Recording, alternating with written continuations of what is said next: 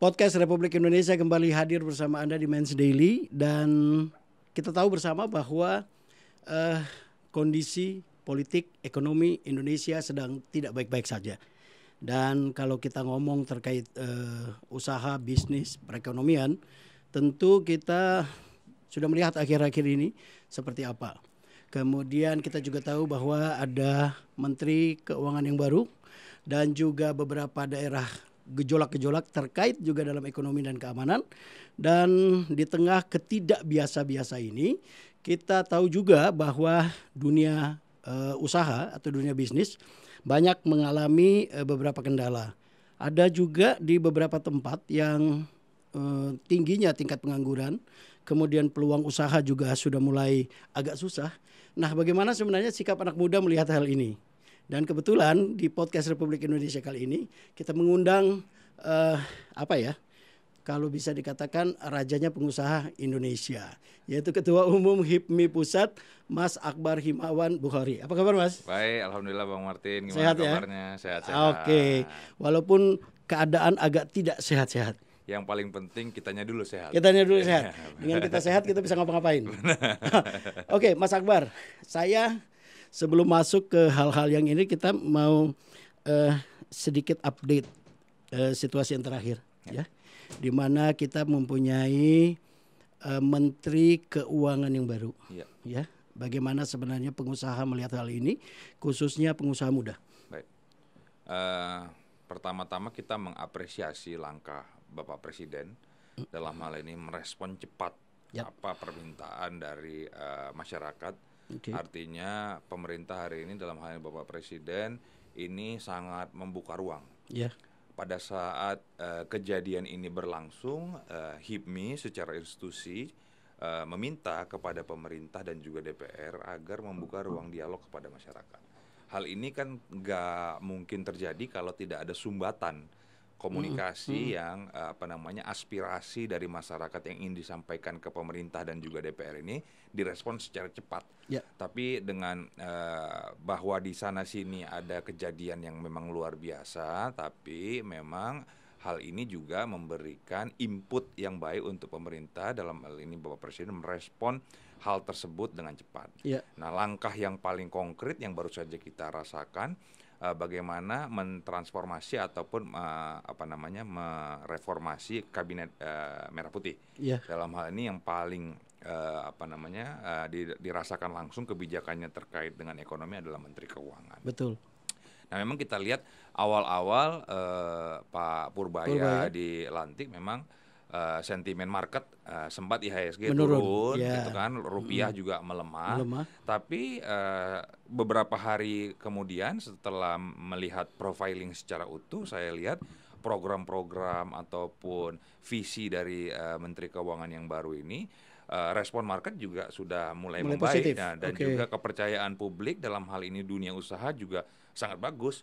Tadi pagi baru aja saya merespon kebijakan yang luar biasa yang sudah disampaikan kepada DPR dan juga meminta izin kepada Bapak Presiden bahwa keuangan negara yang selama ini mengendap di BI akan dikucurkan ke perbankan. Ini juga salah satu langkah yang sangat luar biasa yang harus kita apresiasi. Tinggal bagaimana implementasinya. Apakah ini benar-benar bisa diguyur ke sektor produktif lagi agar UMKM bisa berkembang lagi, pengusaha bisa mendapatkan bentuk afirmasi ataupun stimulus dari pemerintah dari program ini. Nah, kita tunggu bagaimana eksekusinya. Iya, sesuai dengan rapat dengan Komisi 11 DPR, iya kan? Ada beberapa hal yang Pak Purbaya sampaikan juga terkait dengan peningkatan 5%, 5,2 dari sekarang mungkin menjadi 6 atau 7, itu adalah target optimis ya. Kalau melihat seperti itu ya. Tidak pesimis, tetapi langkah tadi sudah diambil. Pengusaha muda dalam hal ini melihat itu seperti apa, Mas? Dalam konteks gini loh. Aplikasi memang belum nampak, belum nyata gitu ya. Tetapi peluang kan boleh kelihatan nih. Sesuai judul kita sekarang adalah bagaimana pengusaha Indonesia atau pengusaha muda Indonesia di tengah badai. Badai itu kan bagaimana kalau ada badai berarti ada rintangan. Ada rintangan berarti ada cara untuk bagaimana mengatasi. dan itu bagaimana juga jalan keluarnya, ya kan? Nah, kemudian statement Pak Purbaya itu membuat industri mulai menggeliat sepertinya ya. Anak muda ini melihat seperti apa sih, Mas? Itu dulu sebelum saya kembali ke pertanyaan yang lagi ke ini. Saya dalam kapasitas pelaku usaha dan mewakili aspirasi dunia usaha tidak mau membahas teknis karena para teknokrat, pemerintah, mungkin DPR lebih paham secara teknis. Tapi yang saya pahami bahwa untuk menaikkan, kita punya pertumbuhan 5,12 di kuartal kedua dengan optimisme pemerintah saat ini dalam Menteri Keuangan 6,5 sampai 7%, tentu ada banyak variabel, gitu kan?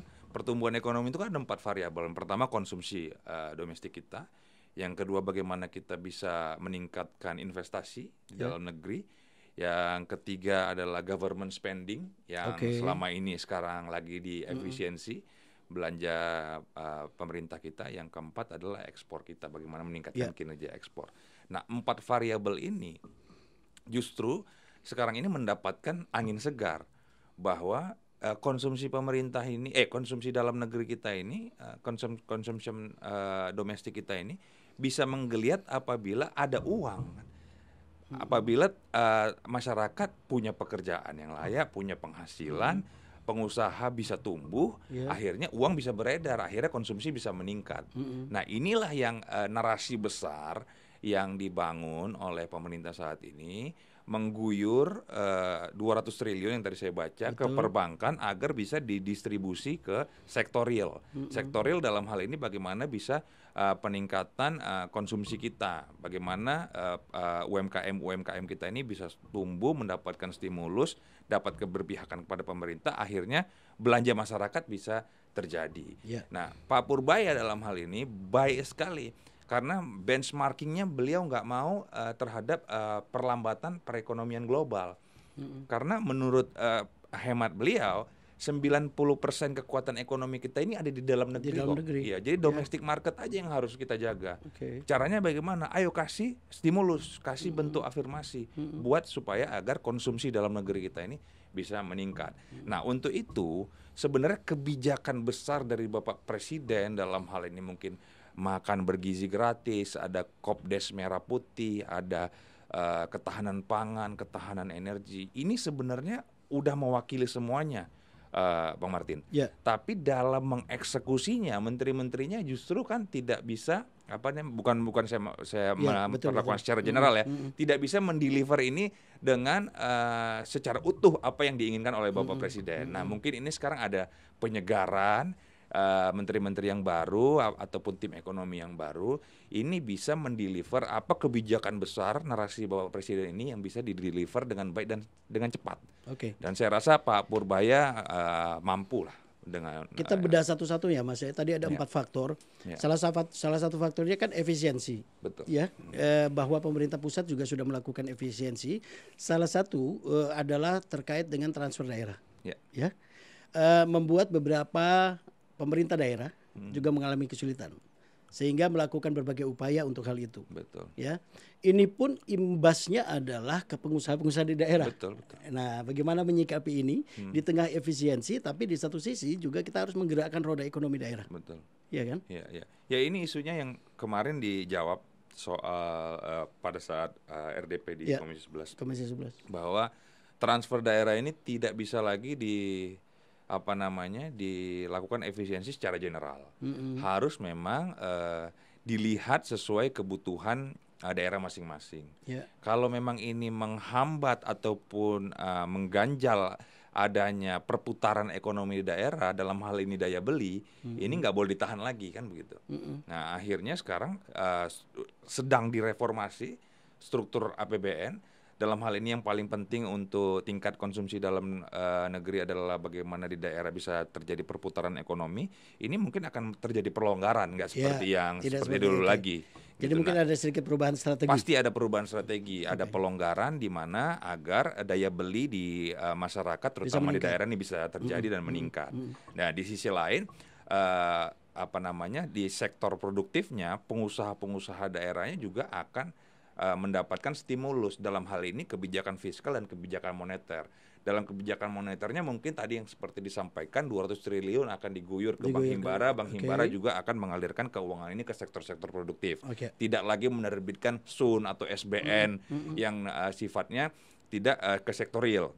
Begitu. Nah, dari sisi fiskalnya kita berharap Pak Purbaya dalam hal ini pemerintah akan memberikan insentif pajak kepada pengusaha-pengusaha yang ada di daerah agar supaya biar ekonominya growth dulu, baru nanti kalau ada beban nanti di belakang lah. Sekarang ini kan kita mengalami perlambatan ekonomi. Ayo kita boost dulu, berikan insentif dulu. Nanti kalaupun ada beban, kita taruh di belakang. Apabila nanti ini ekonomi sudah baik, baru perpajakan kita, sistem perpajakan kita baru kita kembalikan lagi seperti semula gitu. Kekuatan salah satu tonggak kekuatan ekonomi daerah adalah bangkitnya UMKM juga, Mas. Betul. Ya kan?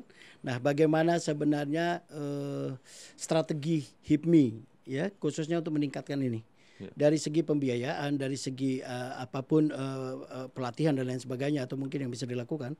Karena memang kita sudah pengalaman bahwa beberapa krisis beberapa tahun yang lalu itu UMKM itu menjadi backbone, menjadi kekuatan yang luar biasa gitu. Dan itu sudah bisa dilakukan oleh pengusaha muda. Bahkan siapapun anak-anak muda bisa melakukan terobosan-terobosan usaha-usaha yang bisa dilakukan dalam bentuk startup dan lain sebagainya.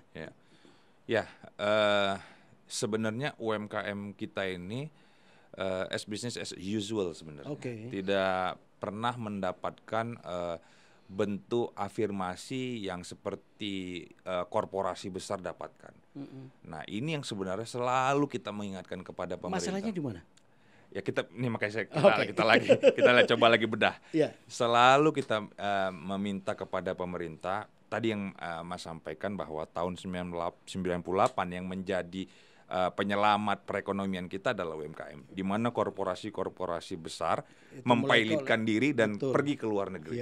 Sementara mereka itu yang selalu mendapatkan insentif dari pemerintah. Insentif banyak sekali, Mas. Yang selama ini mereka dimanja. Bukan hanya dimanja, mendapatkan tax holiday lah, mendapatkan insentif dari perpajakan lain, mendapatkan privilege dari pembiayaan dari perbankan, diselamatkan lagi pakai BLBI zaman dulu kan, gitu kan. Nah, ini kan hal yang sebenarnya kontraproduktif dengan backbone ekonomi Indonesia selama ini dalam hal ini UMKM yang tidak pernah tersentuh dalam program-program pemerintah.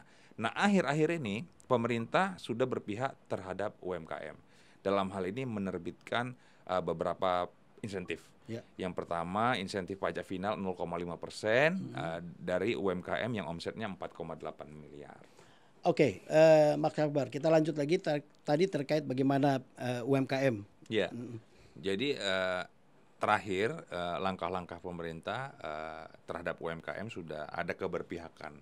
Jadi insentif pajak UMKM yang omsetnya 4,8 miliar per tahun itu mendapatkan PPh final 0,5%. Nah, itu juga berakhir tahun ini. Jadi tahun depan mungkin akan turun menjadi 600 juta konsepnya per tahun. Omset 600 juta yang mendapatkan PPh final 0,5%, di atas itu langsung PPh badan 22%, kan gapnya terlalu jauh. Betul.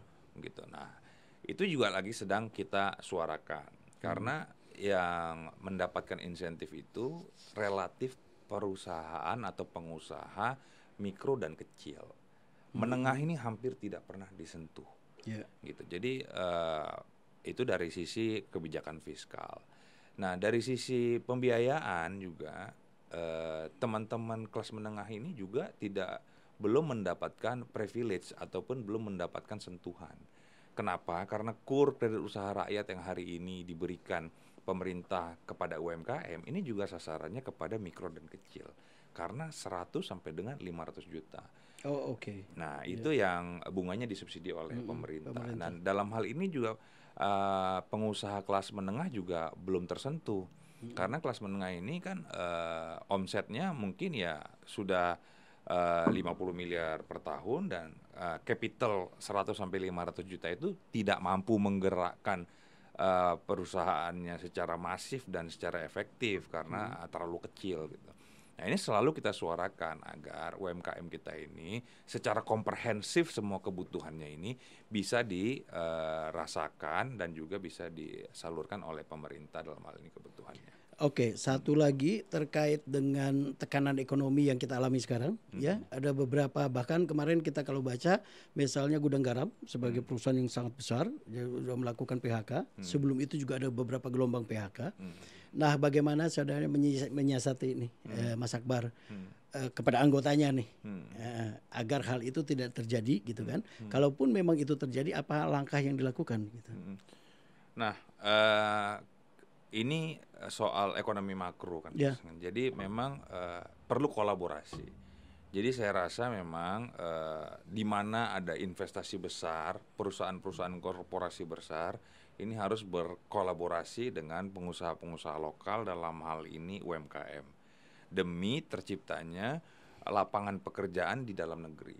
Jadi contoh misalkan ada perusahaan besar, misalkan sekarang kita lagi pemerintah menggalakkan soal hilirisasi. Yeah. Ada beberapa smelter manufaktur yang besar, ini yang dihadirkan investasinya dari penanaman modal asing di luar, tapi tidak melibatkan secara masif bagaimana penyerapan lapangan pekerjaannya terjadi di dalam negeri. Jadi komponen lokalnya ya? Iya, maksud saya bukan hanya penyerapan lapangan pekerjaan di dalam negeri, tapi UMKM turunannya, penyedia jasa ataupun penyedia barang, ini belum diatur secara sedemikian rupa agar melibatkan pengusaha-pengusaha yang ada di daerah. Okay. Jadi bukan hanya lapangan pekerjaan aja isunya. Jadi isunya investasi besar dalam hal penanaman modal asing lahir di dalam negeri, penyerapan lapangan pekerjaannya juga belum 100% orang Indonesia, dan juga bagaimana bisnis turunannya itu.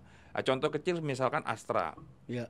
Semua bisnis turunannya itu sebenarnya manufaktur kita bisa kok, penyediaan baut ataupun spare part dengan pengusaha lokal. Dengan pengusaha lokal harusnya. Tapi sekarang kan mereka masih impor dari luar gitu. Nah, ini kan sebenarnya kan multiplier effect yang harus dibangun ekosistemnya demi menyelamatkan. Itu harus dilakukan dengan kebijakan, Mas. Itu harus dengan kebijakan. Iya. Tidak ada lagi cara selain regulasi yang berpihak kepada pengusaha dalam negeri. Dan itu bagaimana suara HIPMI melakukan itu? Kita sudah selalu menyuarakan hal ini.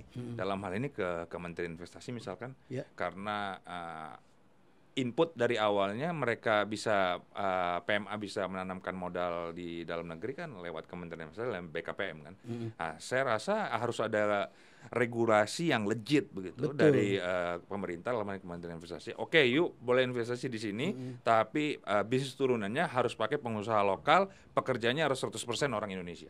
Ini akan membuka lapangan pekerjaan yang luas. Tidak hanya sekedar itu, tapi juga melibatkan pengusaha lokal. Kita. Ini multiplier effect yang saya sampaikan. Nah, bagaimana peranan HIPMI dalam hal ini berkolaborasi dengan pemegang kebijakan itu, yaitu pemerintah, ya kan? Karena kan regulasi yang mengatur itu. Jadi peranan HIPMI harusnya pendekatannya seperti apa sih, Mas? Harusnya dengan pihak regulator. Kemarin baru aja kita sampai audiensi dengan Kementerian Investasi. Kita sampaikan ada Permen tahun 2022 nomor 8 kalau saya nggak salah, Permen Kementerian Investasi itu yang melibatkan investasi besar harus melibatkan UMKM yang ada di daerah. Nah, yang terjadi apa? Ada beberapa waktu yang lalu ini oknum di Cilegon. Oh iya. Itu kalau Mas tahu. Nah, itu akhirnya merubah mindset dan paradigma mereka.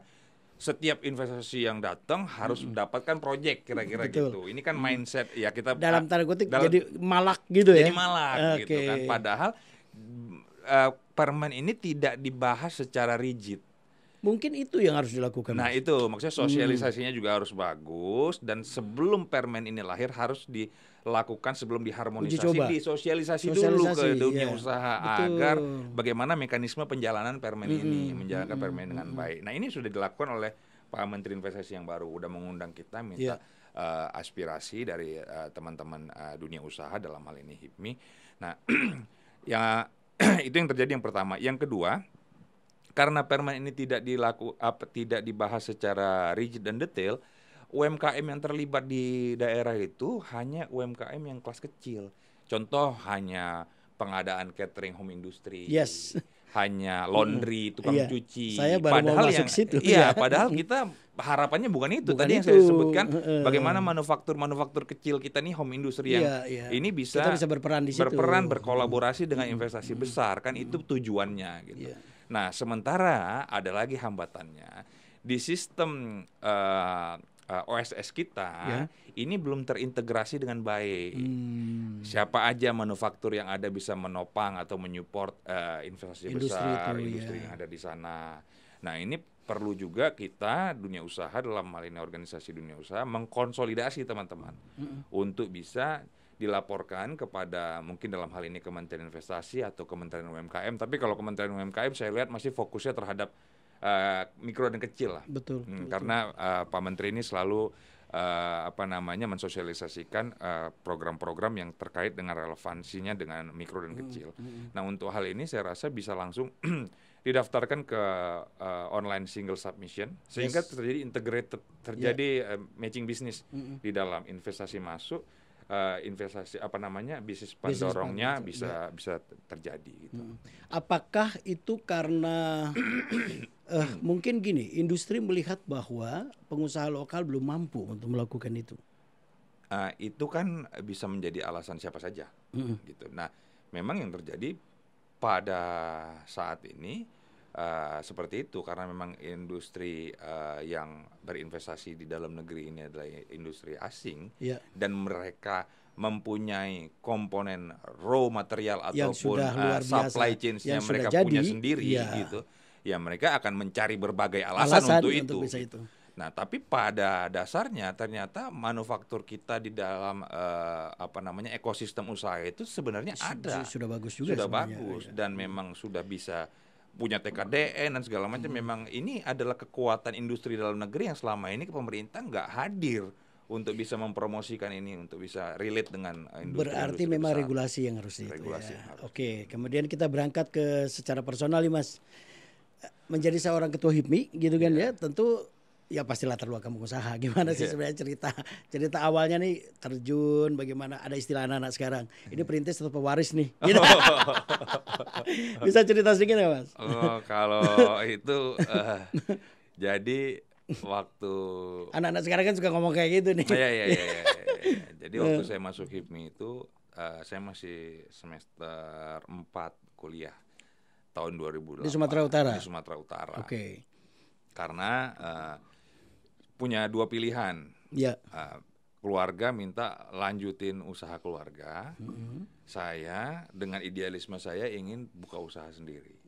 Tapi karena saya pengen buka usaha sendiri, tentu saya harus punya jaringan ataupun networking yang bisa membantu untuk mendorong usaha saya bisa tumbuh. Gitu. Nah, saya cari teman yang bisa berpartner untuk bisa usaha saya bisa tumbuh, berkembang, dan saya bisa belajar gitu. Dan akhirnya teman saya bergabung di organisasi yang namanya Himpunan Pengusaha Muda Indonesia, cabang Medan, di cabang. Di cabang Medan. Oh, masih level kota lah. Selevel kota. Nah, akhirnya saya masuk ke situ. Nah, ternyata banyak sekali kemudahan yang saya dapat. Baik dari sisi bagaimana kita bisa menjalankan bisnis secara manajemen.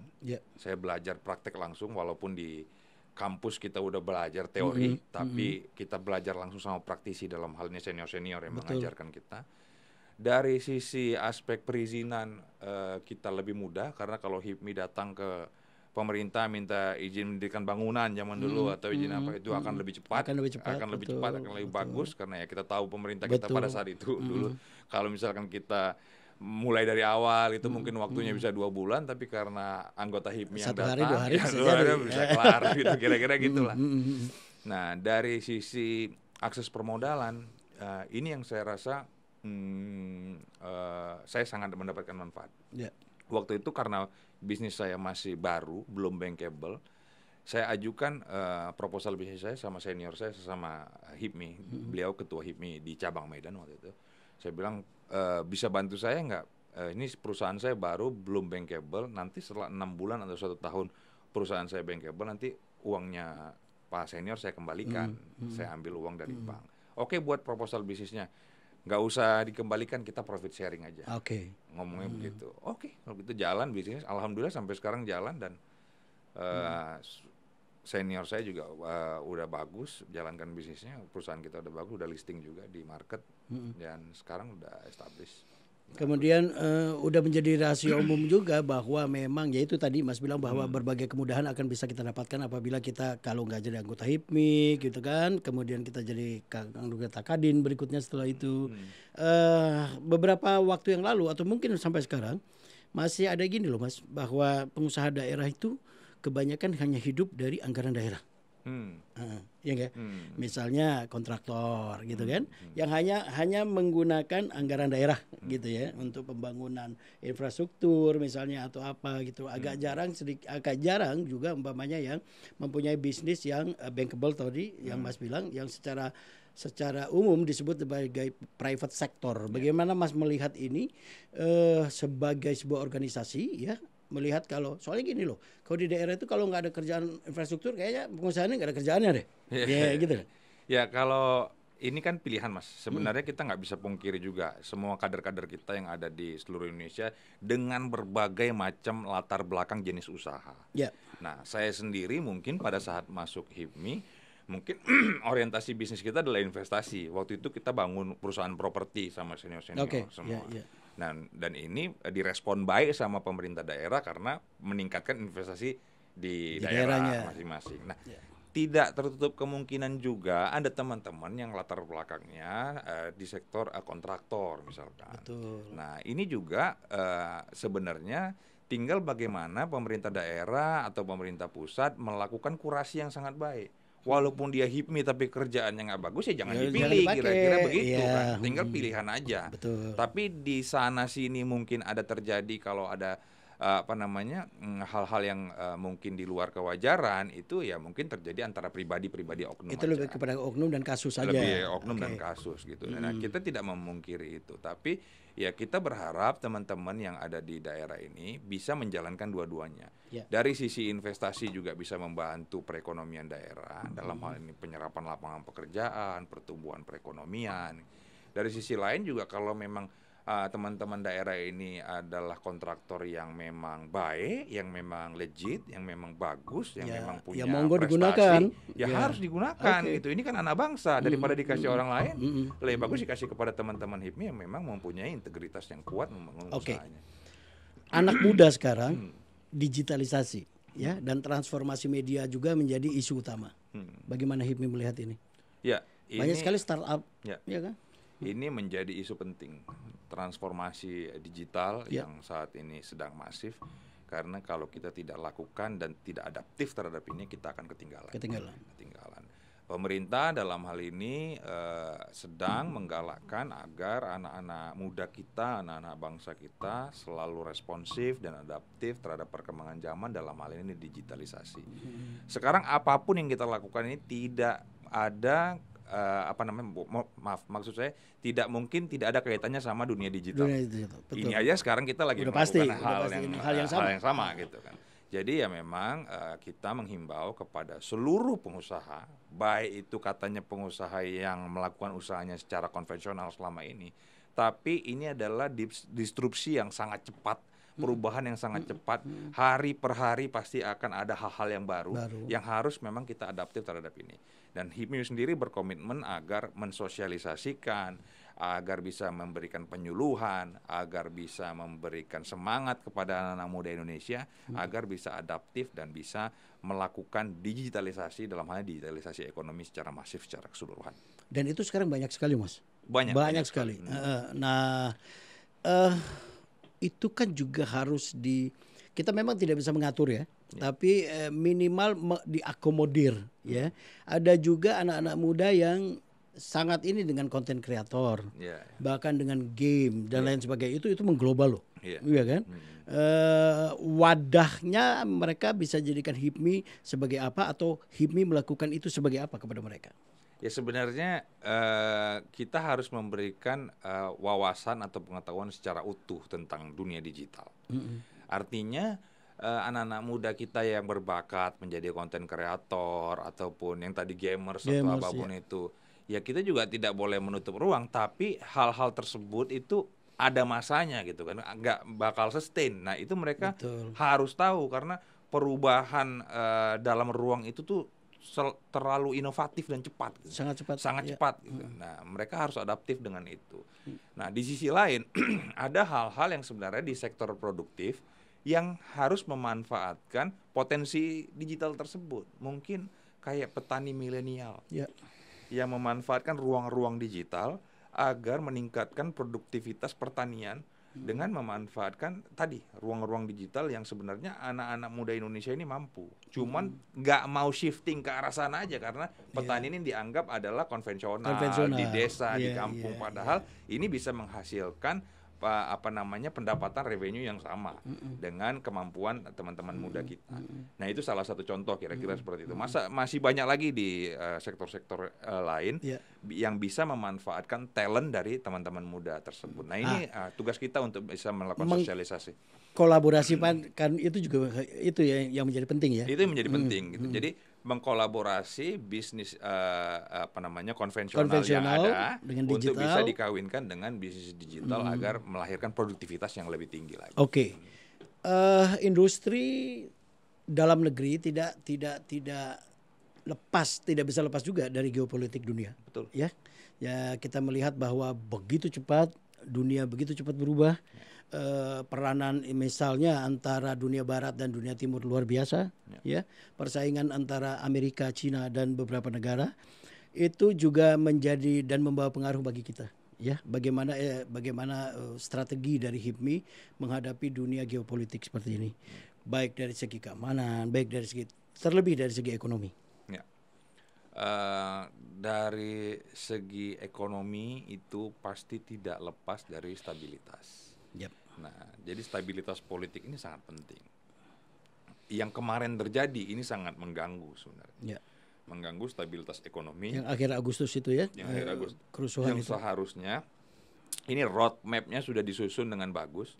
Kami sangat percaya sebelum terjadi soal Agustus kemarin yang sebenarnya triggernya ini kan hanya oknum yang melakukan ya dalam tanda kutip flexing, akhirnya masyarakat nggak puas, masyarakat lakukan tuntutan, tapi responnya tidak direspon dengan baik oleh pemerintah ataupun DPR.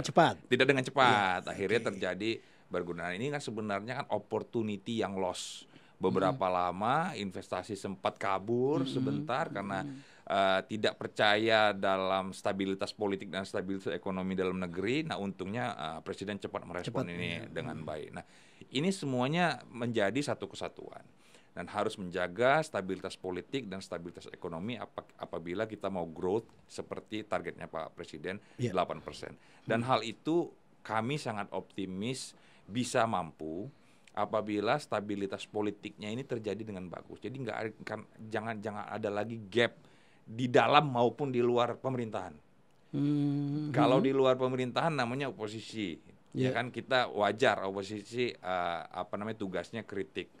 Nah, tapi kalau terjadi gap di dalam pemerintahan ini yang terjadi ataupun menjadi distorsi yang akhirnya kita dunia usaha ini tidak bisa mendeliver kebijakan-kebijakan yang sudah baik ini apabila ada stabilitas politik di dalam negeri yang belum bisa diakomodir dengan baik. Tapi kita lihat langkah-langkah Bapak Presiden dengan cepat, saya rasa tidak akan terjadi lagi, mengkonsolidasi ini dengan bagus, udah memerintahkan kepada kepada Pak Kapolri dalam hal yang waktu kerusuhan kemarin itu kan kita langkah tegas kan, yang membuat anarkis tangkap. Yang ini kan akhirnya kan membuat kepercayaan diri investor kembali lagi bahwa keamanan dalam negeri sebenarnya aman-aman aja. Nah soal geopolitik Pak Presiden kita ini paling jago lah. Saya rasa ini kita nggak usah khawatirkan lagi. Beliau mampu menjadi tamu kehormatan di beberapa negara,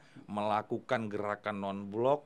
Beliau bagus dengan BRICS, beliau bagus melakukan posisi tawar dagang dengan Trump dalam hal ini pada saat kemarin tarif Trump yang kita sangat bisa mendapatkan 19% dari 30 dengan sekian, kemampuan diplomasi dan juga beliau mampu apa namanya menjadi kehormatan di China. Ini kan bagus lah menurut kami.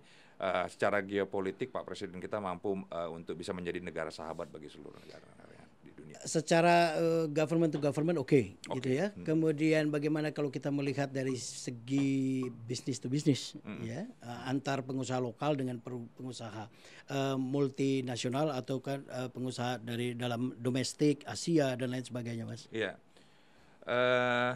begini, dari proses negosiasi terhadap resiprokal Trump. Ini saya mengapresiasi Pak Presiden. Beliau tuh sampaikan kepada kita waktu itu dipanggil ke Sarasehan yang waktu Pak Purbaya pertama kali suruh presentasi. Itu di Sarasehan itu beliau sampaikan kepada kita.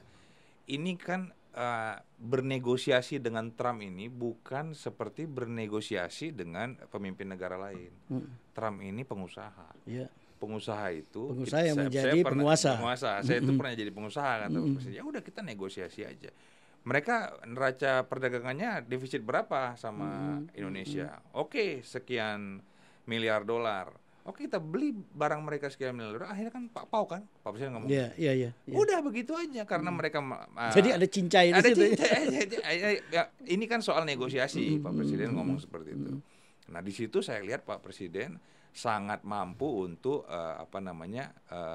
mengakomodir kepentingan negara-negara lain dalam hal ini bisa menjadi negara sahabat dagang. Nah, begitu juga dengan EU-SEPA yang selama ini sudah hampir 1 dekade pembahasannya 10 tahun lebih tidak pernah deal. Dan alhamdulillah Pak Presiden mampu membangun kesepakatan untuk produk-produk kita masuk ke dalam Uni Eropa dengan tax 0%. Ini kan sangat luar biasa. Membuka selain Indonesia berbenah dengan deregulasi karena terjadinya tarif Trump, Pak Presiden memudahkan semua regulasi kita agar kita bisa bersaing. Nah, di sisi lain diversifikasi market terjadi. Pak Presiden juga menyiapkan ini dan ada market baru nih yang biaya masuknya hanya 0%, namanya Eropa. Yang terjadi kesepakatan di EU-SEPA. Begitu juga dengan BRICS yang 40% mungkin penduduk dunia marketnya ada di sana gitu. Yang Pak Presiden juga membangun kesepakatan dagang dengan BRICS juga cukup baik. Begitu juga dengan China. Gitu. Jadi saya rasa dari sisi kebijakan dan diplomasi secara perdagangan sudah dilakukan oleh Presiden, tinggal bagaimana dunia usaha merespon ini dengan baik dan melihat opportunity ini dengan bagus dan bisa mengeksekusinya dengan baik. Oke, optimis nggak Mas dengan pertumbuhan ekonomi yang 6-7%?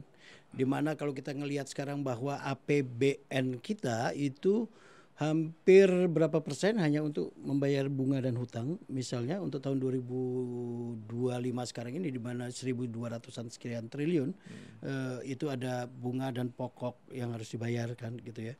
Membuat ruang fiskal kita menjadi sempit dan lain sebagainya. Optimisme seperti apa sih melihat pengusaha ini kan nggak bisa kita hanya melihat itu angka memang ya kan. Tapi aplikasi dalam pasar kan juga kelihatan. Iya. Jadi kan sebenarnya bukan saya mempromosikan Pak Purbaya langsung ya, saya juga belum tahu, saya baru dengar 2 hari ini aja. Tapi saya lihat langkahnya konkret gitu. Jadi bagaimana mengkolaborasi terhadap government dan private sector. Nah ini kan langkah yang sangat luar biasa. Governmentnya jalan, private sektornya juga harus didukung untuk bisa mencapai pertumbuhan yang tadi 6,5 sampai 7. Nah ini langkah konkret sebenarnya. Jadi government sebenarnya kan dalam hal ini Bapak Presiden sudah punya roadmap yang sangat bagus. MBG ini aja Pak, kalau multiplier efeknya benar bisa sampai ke daerah berjalan dengan baik, ini kan serapan anggarannya baik. UMKM di daerahnya tumbuh, SDM kita juga dalam hal ini anak-anak sekolah menjadi kita menjadi lebih baik. Ini kan sebenarnya multiplier efek sangat luar biasa. Tapi di sisi lain, saya sangat sepakat dengan kata Pak Purbaya. Nanti setelah ini kita cek APBN yang kita berikan kepada BGN dalam hal ini MBG, bagaimana penyerapannya. Nanti saya suruh kepala BGN-nya konferensi pers, saya berdiri di sebelahnya. Nah ini kan sebenarnya kan hal-hal konkret yang terobosan yang sangat luar biasa. Jadi APBN kita ini akan tepat sasaran, dan bisa menstimulus ekonomi dan bisa menggerakkan pertumbuhan ini dengan baik kalau seandainya apa yang dilakukan oleh pemerintah ini bisa berjalan. Bisa berjalan dengan oke. Jadi optimisme sangat luar biasa di situ ya Mas ya. Kemudian tadi kita sudah singgung terkait pribadi secara personal. Pernah nggak sih ngalamin hantaman krisis Mas di usahanya Mas Akbar? Oh pernah. Nah ini saya mau ngomong juga. Juga. Nah kemarin saya sempat ngomong kepada Menteri PKP. Ya. Karena kebetulan usaha saya yang sendiri Kelautan adalah dan Perikanan ya? Bukan. Menteri PKP Perumahan Kawasan Pemukiman. Nah, Oke. Beliau panggil Bang Ara. Yes. Bang Ara panggil kita ke kantor PKP bilang Ketum HIPMI saya sudah mendeliver apa yang menjadi aspirasi teman-teman UMKM yang ada di daerah. Kenapa? Kan saya bilang, Bang, kalau kurnya ini yang disubsidi pemerintah bunganya 5% ini hanya 500 juta, ini tidak akan menyentuh teman-teman pengusaha menengah. Betul. Dalam ini kebangkitannya nggak kelihatan itu. Nggak akan ada stimulus untuk menengah. Oke, dalam hal ini Bang Ara minta sama Kementerian Keuangan, sama Kementerian Perekonomian, minta izin Bapak Presiden. Sekarang ada KUR namanya KUR Perumahan sampai dengan 20 miliar yang bunganya disubsidi 5%. Yang gitu. Nah, ini yang tadi saya sampaikan. Jadi diberikan kepada pengembang? Diberikan kepada pengembang, kepada kontraktor, kepada supply chain dalam hal toko bahan bangunan. Nah ini kan bagus nih multiplier efeknya. Ada multiplier efek, ada ekosistem yang dibangun, yang terjadi. Nah ini karena memang sektor bisnis saya, makanya saya tahu. Nah pada saat kita dulu mengalami perlambatan ekonomi, yang paling kena itu adalah demandnya. Maksud saya sektor bisnis yang paling pertama kena hantam itu adalah properti. Daya beli kita pasti kurang. Pasti. Kita nggak bisa jualan rumah, kita nggak bisa jualan daya belinya menurun. Karena daya beli menurun, properti pasti kena, gitu. Dan yang terjadi apa? Yang terjadi adalah kredit macet di sektor properti. Itu saya alami. Tapi untungnya saya punya bisnis lain yang waktu itu saya sudah sempat diversifikasi, bisa subsidi silang. Nah, bagaimana teman-teman yang nggak punya, yang tidak? Itu bisa gulung tikar tuh, Mas. Nah, itu kan gulung tikar ataupun sampai saat ini slik OJK-nya masih merah, pol 5 kira-kira gitu. Nah, begitu kebijakan ini muncul, nah saya minta lagi, saya bilang bukan saya kepentingan untuk diri saya, ini minta saya minta mengakomodasi seluruh kepentingan pengusaha. Teman-teman yang kemarin ini slik OJK-nya kol 5, nggak bisa jualan rumah, kreditnya macet. Kan bukan karena kredit konsumtif mereka beli mobil nggak bisa bayar. Ini kan orang lain yang nggak bisa bayar ke mereka. Karena ini kan keadaan ekonomi makro yang akhirnya jualan mereka ini terimbas. Nah inilah yang Mas tadi tanya, pernah nggak mengalami krisis? Pernah, ya hal-hal seperti ini.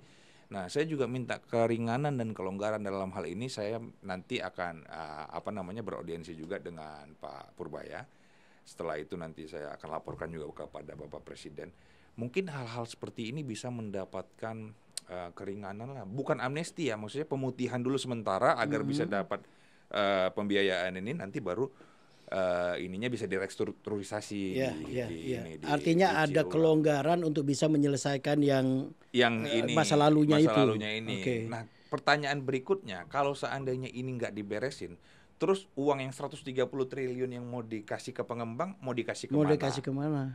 Pasti kan kapasitasnya pasti lebih sedikit kan, karena yang lainnya terkendala karena belum dibuka.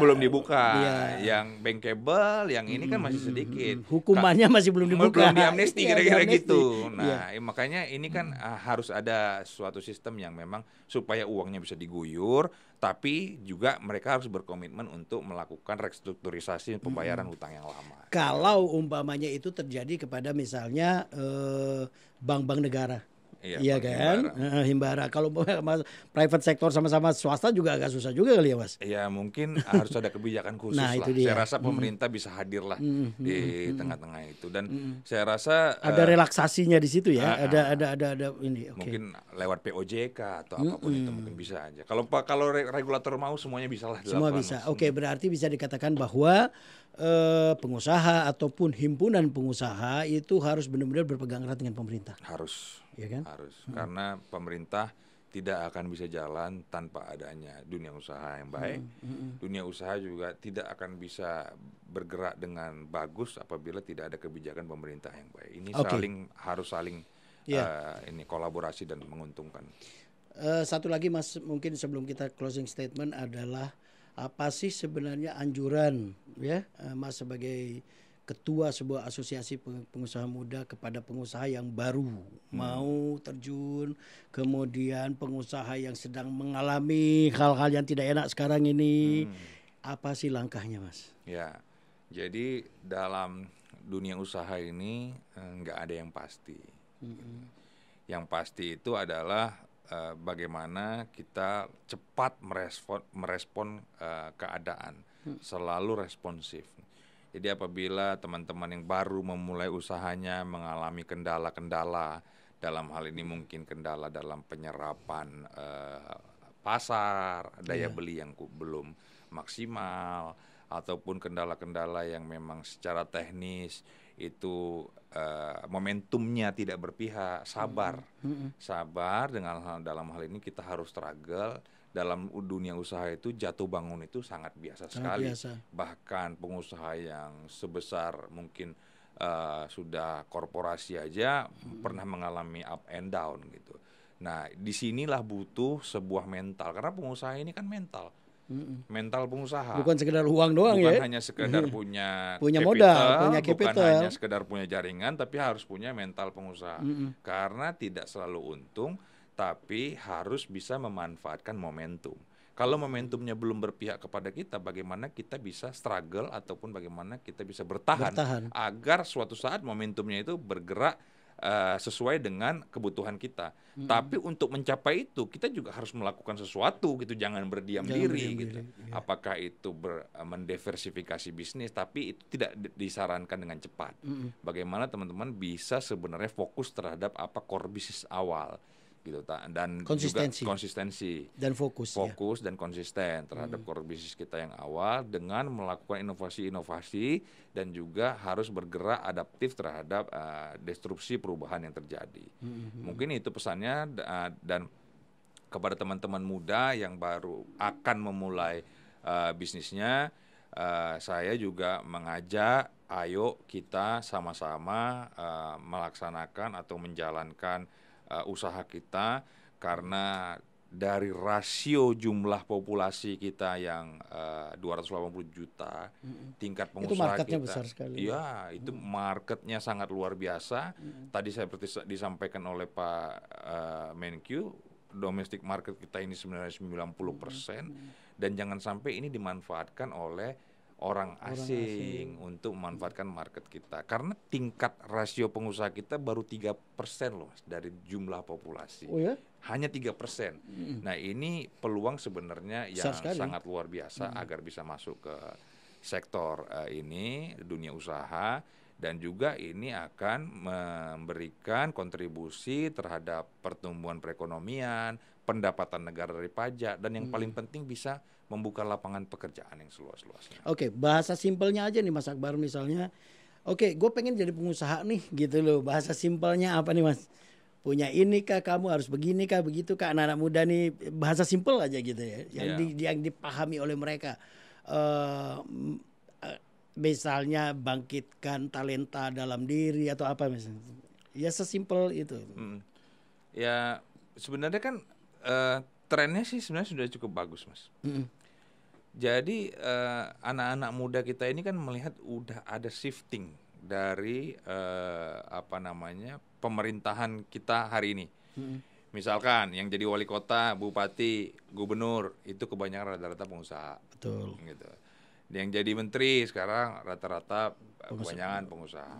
Nah, karena apa? Karena sekarang negara kita ini sedang melakukan pembenahan ekonomi, akhirnya pemimpin-pemimpin kita ini dipercaya yang latar belakangnya adalah pengusaha.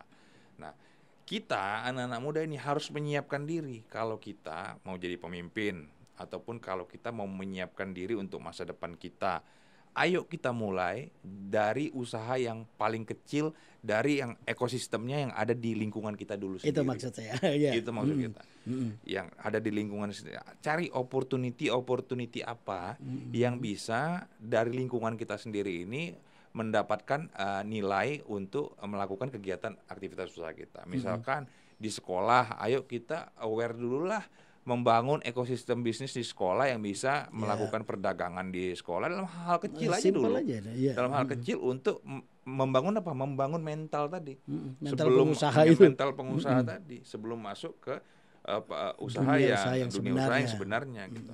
Nah, ini yang saya harapkan, makanya HIPMI dalam hal ini membangun sebuah organisasi badan otonom di kampus-kampus, namanya HIPMI Perguruan Tinggi, agar membangun mental pengusaha dulu gitu.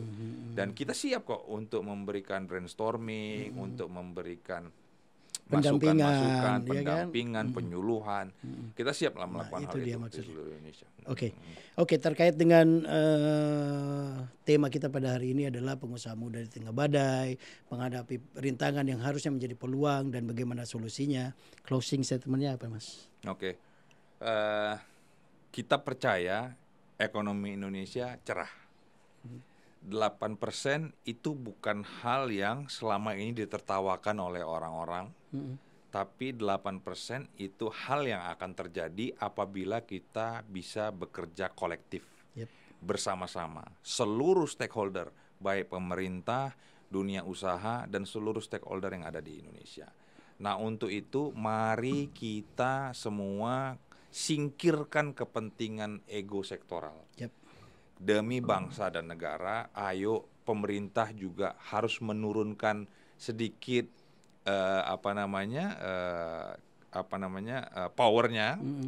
DPR juga ayolah fungsikan diri sebagai penyerap aspirasi masyarakat, serap aspirasi masyarakat dengan baik.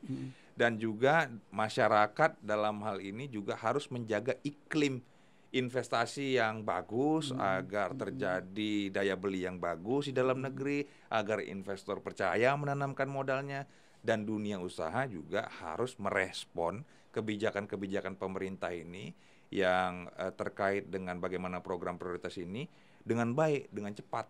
Nah, apabila ini semua bisa terjadi, maka pertumbuhan 8% itu tidak mungkin bisa dengan cepat, tidak harus menunggu 5 tahun, tapi mungkin 3 tahun lagi kita bisa capai. Tapi semua orang kalau istilah saya, semua orang jangan ada yang sok pintar lah kira-kira gitu. Semua ini kita sama lah, kalau kita nggak bekerja sama-sama dengan baik, nggak bisa maju gitu. Jadi jangan ada yang menganggap sebelah mata, ini hanya masyarakat sebagian kecil gitu. Ini hanya pengusaha kecil. Nah, ini kan hanya misalnya pemerintah, DPR, ayolah kita buka ruang dialog sama-sama. Ini kan kepentingan bagi bangsa dan negara. Ayo kita sama-sama untuk membangun bangsa dan negara kita. Oke, terima kasih Mas Martin. Thank you Bang Martin. Ya, itulah tadi Republik Indonesia yang kali ini kita membahas bagaimana pengusaha muda menghadapi badai. Tentunya masalah itu bisa menjadi peluang, dan pasti setiap peluang ada solusinya. Kita ketemu lagi di Republik Indonesia berikutnya. Terima kasih.